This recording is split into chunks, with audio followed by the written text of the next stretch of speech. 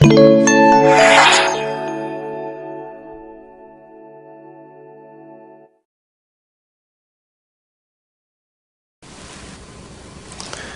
안녕하세요. 지역사회 지표 작성 방법에 대해서, 세 번째 강의입니다. 세 번째 강의는 국내에서 작성되고 있는 지역사회 지표 현황을 살펴보는 것입니다. 첫 번째 강의에서는 지역사회 지표의 정의 및 기능을 살펴봤고, 그럼 두 번째에서는 해외에서 작성되고 있는 대표적인 지역사회 지표 현황에 대해서 살펴봤습니다. 오늘은 제3차 시강의는 국내 지역사회 지표의 작성 현황에 대해서 살펴보도록 하겠습니다. 사실은 국내에서 지역사회 지표가 어떻게 작성되고 있는지 현황에 대해서 전체적으로 파악된 적이 없습니다. 그래서 저희가 이번에 연구를 하면서 국내 지역사회 지표 현황에 대해서 한번 조사를 했습니다. 작성 목적은 지금 지역사회 지표, 그다음 지역사회 지표를 작성하기 위해서 보통 실행하는 사회조사를 동시에 조사를 했고요. 그 다음에 총 244개의 지방자치단체에서 통계 작성 담당자들을 대상으로 해서 조사를 했습니다. 16개 광역시에 대해서 전체를 조사했고, 100% 다 응답을 했습니다. 228개 지자체 중에서는, 약 62% 정도가 응답을 했고요. 그 다음에 저희가 공문을 시행하거나, 그 다음에 이메일을 보내서 답변을 받았습니다. 지금 좀 응답률이 일반 좀 제법 있긴 한데, 한 30몇 프로가 응답을 하지 않았습니다. 기초자치단체에서. 근데 지금 저희가 다른 자료 체크를 해보니까 아마 무응답자들은 작성하고 있지 않는 시군구일 거라고 짐작을 합니다. 조사 내용은 지금 사회지표하고, 지역사회지표하고 사회조사에 대해서 실시를 했습니다. 조사 결과를 보면, 먼저 이게, 광역시가 어떻게 하고 있는지부터 먼저 전체적으로 한번 검토를 했습니다. 보니까 지금 사회지표를 작성하고 있는 것은 16개 광역시 중에서 10개가 작성하고 있습니다. 근데, 놀랍게도, 올해부터 작성 예정인 기간이 4개의 지역이 있었습니다. 충남, 전북, 전남, 제주 지역에서 올해부터 작성 예정입니다. 그리고 유일하게 작성하고 있지 않은 데가 울산인데요. 인천은 2007년 이후로 작성하다가 중단했습니다. 그래서 저희가 왜 이게 하다가 중단이 됐을까? 일반적으로 공무원 업무가 하게 되면 연속성을 보통 확보하는 게 일반적인데 왜 작성하지 않는지를 한번 보니까 인천 시민생활 및 의식조사가 있고, 그 다음에 통계연보와의 중복 문제, 그 다음에 최근에 예산 문제 때문에 주로 중단된 걸로 되어 있습니다. 유일하게 울산광역시만 지금 작성 경험이 없는 걸로 나타났습니다. 그러면 이게 지역사회지표가 언제부터 작성되기 시작했는지를 보니까 가장 먼저 한 데가 놀랍게도 경남입니다. 경남에서 92년도부터 시작했고, 그리고 그 이후에 부산, 인천, 광주, 경기, 경북 이렇게 90년대 후반에 도입을 했고, 서울은 2003년도에, 나머지 지역은 한 2010년 전후로 해서 대부분 다 도입을 한 걸로 나타났습니다. 그러니까 이게 전체로 보면 강력시에서도 지역사회 지표가 좀 확산 일로에 있다는 걸 알 수 있습니다. 이게 그럼 왜 이렇게 확산되느냐 짐작해 보면 이제 한국도 자치단체, 기초자치단체를 실시한 지 한 20년쯤 되고, 그러다 보니까 또 경제통계만으로 될 수 없다. 뭔가 사회통계나 이런 것들을 좀 강구하게 작성할 필요성에 대한 전가하기 때문이 아닐까 짐작이 됩니다. 그러면 다음에 이제 사회조사, 강력단체에서 사회조사를 어떻게 하고 있는지를 보니까 16개 중에서 13개 지역에서 작성 중입니다. 그리고 강원도를 제외해서는 2개 지역에서 충남과 제주에서 올해부터 작성 예정이고요. 충남과 제주가 이제 올해부터 사회지표를 작성하기 때문에 아마 작성하려고 하는 것 같습니다. 그리고 작성 주기를 보니까 대부분 다 1년 주기입니다. 그런데 부문별 주기는 보통 한 2, 3년 정도. 이게 완전 부문을 로테이션 시키는 거죠. 아시다시피 지역사회 지표도 영역이 다양하기 때문에 거의 한 영역을, 전체 영역을 한 해에 조사해서 다 포괄할 수 없다 보니까 영역을 로테이션 시키다 보니까 2, 3년 주기로 부문별 조사가 되는 걸로 나타났습니다. 그 다음에 사회지표하고 사회조사의 제초 작성 시기는 대부분 지역에서 거의 동일합니다. 근데 조금 차이가 있는 게 지표를 먼저 만들고 사회조사를 만드는 경우도 있고 또 사회조사를 하다가 지표를 만드는 경우도 있다는 겁니다. 그리고 그 강원도처럼 사회지표는 작성하는데 사회조사를 실시하지 않는 이런 지역도 있는 걸로 나타났습니다. 그걸 이제 표로 정리해 보니까, 이겁니다. 지금 앞서 말씀드린 내용을 표로 요약한 것인데, 그 서울시 같은 경우는 2003년도에 도입했고, 1년 주기로, 대부분 다 1년 주기로 작성하고 있죠. 그 다음에 사회조사도 실시하고 있고, 2003년 동일하죠. 그리고 작성 주기도 1년이고, 사회조사도 1년이고, 사회지표도 1년이고요. 그렇게 해서 총 9번 실시한 걸로 나옵니다. 그리고 아까 말씀드린 대로, 인천광역시는 하다가 중간에 중도에 그만뒀고요. 2007년 이후에 작성하지 않는 걸로 나타났습니다.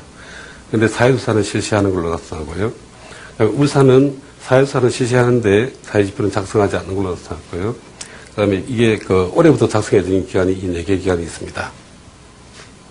그리고 최근에 보면 전체적으로 사회지표나 사회조사를 실시가 광역시에서 거의 대부분 지역에서 이제 실시하거나 또 실시 예정인 걸로 나타났습니다.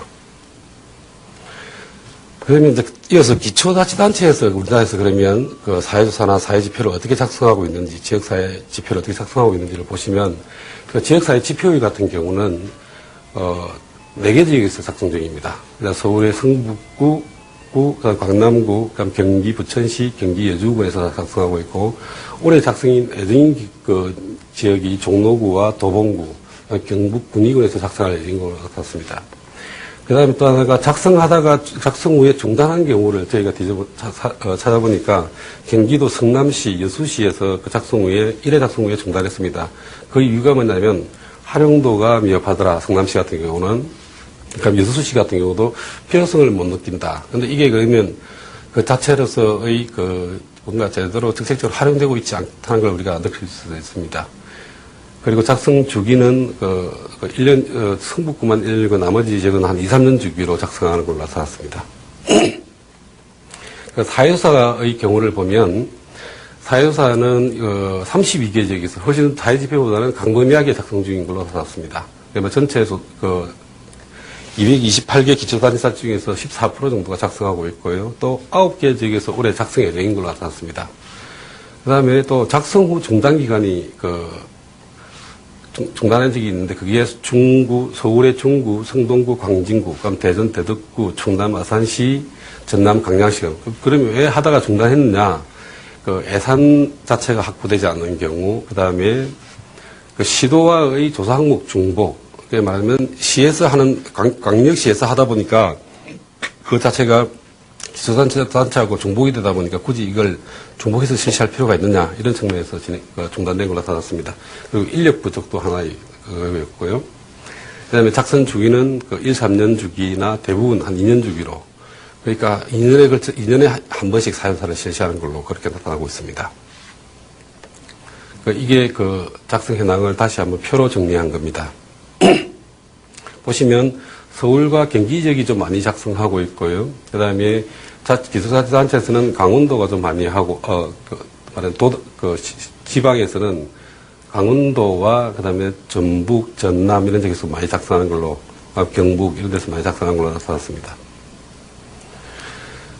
그 다음에 지역사회 지표자, 그러면 지금은 작성 실태, 말하자면 그걸 먼저 말씀을 드렸는데, 여기서는 지금 작성하고 있는 방법이나 특성, 그러니까 영역 구성을 어떻게 하고 있고 지표를 어떻게 선정하고 있는지에 대해서 말씀을 드리겠습니다. 우리나라의 지역사회 지표는 광역시 기준으로 보면 가장 큰 특징은 한국의 사회지표 체계를 거의 통계청의 한국의 사회지표 체계를 거의 준용하고 있다는 게 특징입니다. 그건 다르게 말하면 해외의 경우 지역사회 지표가 버텀업 방식, 그러니까 말하자면 지역 주민의 참여에 기초해서 지표를 선정하는 방식으로 진행된 반면에 우리나라 지역 사회지표는 통계청의 사회지표 체계를 주로 준용해서 작성되고 있다는 게 특징입니다. 다만 서울시 같은 경우는 좀 예외적으로 통계청의 체계를 그렇게 많이 따르지 않는 그런 특징을 보입니다. 그러다 보니까 통계청의 지금 사회지표 체계가 총 13개의 영역으로 구성되어 있는데 그러다 보니까 따라하다 보니까 대부분 한 8개에서 13개의 정도 영역으로 구성되어 있고요. 그 다음에 통계청과 유사한 13개 영역으로 구성한 경우가 대부분이더라. 그러니까 12개인 지역도 있고 또 8개인 지역. 그 다음에 13개 보면 거의 동일하다는 게 특징입니다. 그다음에 서울시 같은 경우는 좀 한국의 사회 지표를 준용하고 있지 않은 특징을 보인다고 말씀드렸는데요. 서울시는 12개의 영역으로 구성되어 있고, 영역 구성도 좀 차별화를 보입니다. 여성이 말하자면 가족 영역에 포함되어 있고, 그러니까 말하자면 가족과 여성 이런 식의 영역 명칭을 지어낸 거죠. 그 다음에 교통, 그 다음에 가치와 의식을 별도로, 이게 이제 교통을 별도 영역으로 설정하는 경우는 뭐 해외에서도 흔히 있습니다. 그런데 가치와 의식을 별도 영역으로 설정하고 있는 게 좀 눈에 보이고요. 그 다음에 소득과 소비 이런 명칭을 통계청에서 쓰고 대부분 다 쓰는데, 이게 경제 영역으로 구성하고 있고, 그리고 그 경제 영역에는 노동, 교육 지표까지를 포함하는 걸로 나타났습니다. 그리고 보건이나 정보통신 영역을 별도로 구분하지 않는 특징을 보입니다. 이게 지금 저희가 지표수 현황인데요. 보시면 통계청이 한 지금 460개 내지 70개 정도의 지표를 가지고 있습니다. 근데 서울시가 198개, 그러니까 많은 지역이 부산, 대구가 좀 많은데 한 310개, 20개 정도 됩니다. 그리고 그다음에 경남 같은 경우, 그다음에 광주 같은 경우 지표가 좀 많고요. 강원도 같은 경우는 사회조사를 실시하지 않고 사회지표 체계만 가지고 있다 보니까 지표가 총 71개로 매우 가장 적은 특징을 보입니다. 그러니까 보시면 통계청의 사회지표 체계를 따르고 아마 지역에서 생산 가능한 지표들을 선별하다 보니까 대부분 통계청보다 다른 지표수가 좀 적고요. 그런데 여기서 해외의 지표를 보시면, 잭슨빌 사례나 오레곤 패치바크, 그 다음에 시애틀 지표 같은 경우 한 100개에서 한 110여 개 정도의 지표를 선정하는 게 일반적입니다. 근데 우리나라는 전체적으로 지표가 좀 많다라는 특징이 좀 보여집니다. 그 다음에 영역 구성을 보면 대부분 영역이 비슷비슷한 이런 영역 명칭을 쓰고 있습니다. 서울시 같은 경우는 좀 말씀드린 대로 좀 차별화가 보이고요. 그런데 기타 영역을 설정한 걸 보면 서울시는 아까 말씀드린 대로 가치와 의식에 대한 문항을 영역을 별도로 설정하고 있고요. 또 대전시는 대전이 과학기술 도시로서 자기 정체성 때문인지 과학기술을 별도의 하나 영역으로 설정하고 있는 특징이 보입니다. 그런 걸 제외하면 거의 대부분은 통계청의 사회지표 체계를 따르고 있다는 특징을 그대로 보여준다고 할 수 있습니다. 그리고 이 지표수에 대해서 조금 더 부가적으로 말씀을 드리면 저희가 지표수를 카운트해 보니까 몇 가지 카운트하기 좀 어려운 측면이 있었습니다. 그 이유가 뭐냐면 하나의 지표명에 두세 개의 지표를 동시에 넣는 경우가 있기 때문에 또 영역 배치에서 어떤 일반적으로 통계청의 사회지표 기준으로 해서 어떻게 배치되어 있는 걸 보니까 어떤 거는 말하자면 가족 영역에 들어가 있는 게 다른 지역에서는 그게 보건 영역에도 들어있고 또 인구 영역에 들어있거나 이런 차별을 좀 보였습니다. 그러다 보니까 명확하게 이 지표수가 몇 개다라고 정확하게 말하자면 카운트하기 어려운 그런 좀 한계가 있다는 걸 염두에 두셔야 될 것 같습니다. 그 다음에 사실은 저희가 지금 국내에 지역사회 지표나 그다음에 사회조사 실태를 파악하게 된 중요한 동기 중에 하나가 감사원의 지적 때문인데요. 말하자면 사회조사나 사회지표가 강력시 단위에서 광범위하게 작성되고 있는데도 불구하고 서로 비교 가능성도 좀 떨어지고 공통항목 설정이나 이런 데 있어서 말하자면 좀 표준화가 좀 덜 돼 있지 않냐 그런 지적을 받았는데 그 관점에서 비추어 보면 지금 말하자면 강력시 단위에서 공통으로 쓰고 있는 지표가 있고 또 그 지역만의 특성 지표가 어떤 지표가 있느냐를 한번 검토를 해봤습니다. 보니까 인구, 가족, 노동, 교육 영역에서는 공통지표를 하는 거는 비율이 매우 높게 나타나는 반면에 소득과 소비, 복지 영역에서는 지역적 차이가 좀 많이 나타나는 걸로, 말하자면 지역 특성 지표가 더 많이 반영되는 걸로 나타났고요. 서울시, 아까 말씀드린 대로 또 서울시는 말하자면 다른 지역과 비교할 때 공통되는 지표가 좀 적게 나타났고요. 강력시와 그다음에 도 지역 간에는 차이는 크게 나타나지 않는 걸로 나타났습니다. 그리고 사회지표를 작성하는 말하면 11개 지역 중에서 5개 이상의 공통적으로 지표 6개 이상 공통적으로 포함하는 지표는 영역별로 한 10개 내외. 이렇게 말하면 한 100개 정도의 지표가 공통적으로 활용되고 있는 걸로 나타났습니다. 그래서 저희가 이 자료는 그 지역사회 지표 가이드라인 작성할 때 참고할 예정입니다. 그 다음에 지금 지금까지 이제 말씀드린 게 우리가 그 지역사회, 커뮤니티 인디케이터에서도 대체로 우리나라의 사회지표는, 지역사회지표는 삶의 질에 주안을 둔 지표들이 대부분입니다. 그 지역사회의 번영이나 발전, 그 다음에 삶의 질에 포커스를 둔 게 일반적인 특징인데 아주 예외적인 사항 중에 하나가 말하자면 국내에서도 그 성과지표에 해당되는 지표가 작성되고 있다는 겁니다. 그게 지금 다 작성 예정인데요. 이게 전북 사례입니다. 전북에서 그 퍼포먼스 인디케이터를 지금 틀을 만들고 그다음 그걸 이제 분기별로 발표할 예정입니다. 그거에 대해서 하나 소개해 드리도록 하겠습니다. 말씀드린 대로 말하면 오레곤 벤치마크가 대표적인 지역사회 지표 중에서도 성과 지표에 해당되는 것이고, 도정 업무에 대한 성과 측정을 목표로 하는 겁니다. 동일하게 전북에서도 도정 업무에 대한 성과 목표를, 성과 측정을 하기 위한 전북 성과 지표를 지금 작성 중입니다. 자, 보시면, 전북이 추구하는 하나의 비전이라고 말씀드리면, 비전은 고루 잘 사는 따뜻한 전북, 그 다음에 일자리 창출로 활력 있는 전북, 그 다음에 첨단 산업으로 앞서가는 전북. 그 말하자면, 첨단 산업을 유치하고 일자리가 있어서 활력이 있고 또 골고루 따뜻하게 잘 사는 그런 사회를 하나의 전북의 비전으로 보고 그걸 성취하기 위한 정책적 영역을 삶의 질 제고라는 정책, 그 다음 민생 정책, 일자리 정책, 그 다음에 새만금 개발. 전북은 새만금 개발이 아주 특색 있는 사업이기 때문에 이렇게 들어 있습니다. 그래서 말하자면 이게 도정 목표고, 그럼 이걸 성취하기 위한 정책적인 영역들입니다.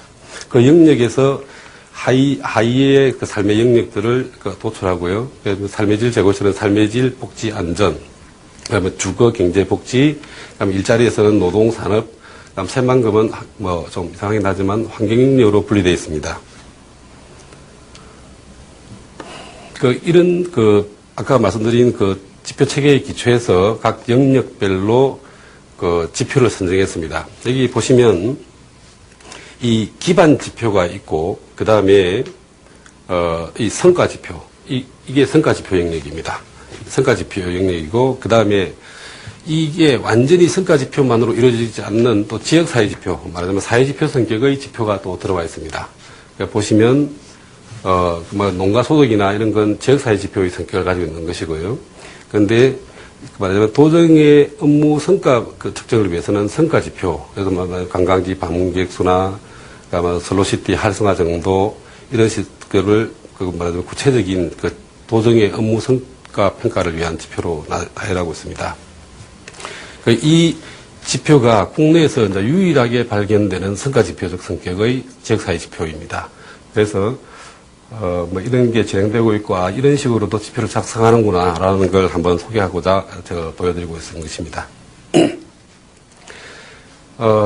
이제 좀 정리해서 마무리를 해드리면, 국내의 성과, 지역사회 지표는 대부분, 말하자면 미국의 잭슨빌 사례와에 가까운, 말하자면 삶의 질에 포커스를 두는 지역사회 발전과 주민들의 삶의 질에 포커스를 두는 방식으로 한국의 사회지표를 원용해서 일반적으로 작성하고 있더라. 그렇지만 서울만 좀 예외적이다. 그 다음에 또 하나는 지역사회지표의 작성이 매우 활성화되고 있다. 빠른 속도로 사회조사와 지역사회지표가 작성되고 있다. 그런 특징을 알 수 있고, 그 다음에 또 아까 말씀드린 대로 전북 같은 경우는 성과 지표를 적용하는 사례도 있더라, 작성하는 사례도 있더라, 이렇게 말씀드릴 수 있습니다. 그러면 국내와 해외의 지역사회 지표 작성에서 특성에 대해서 조금 비교를 해보도록 하겠습니다. 말씀드린 대로 해외 사례 같은 경우는 지역사회 지표는 비영리 기관에서 작성하더라. 그 다음에 성과 지표 같은 경우는 지방정부가 하는 경우도 있고 간혹 NGO에서 하는 경우도 있더라. 근데 예산은 어디서 내느냐? 시민단체나 정부 지원을 받는 경우도 있고요.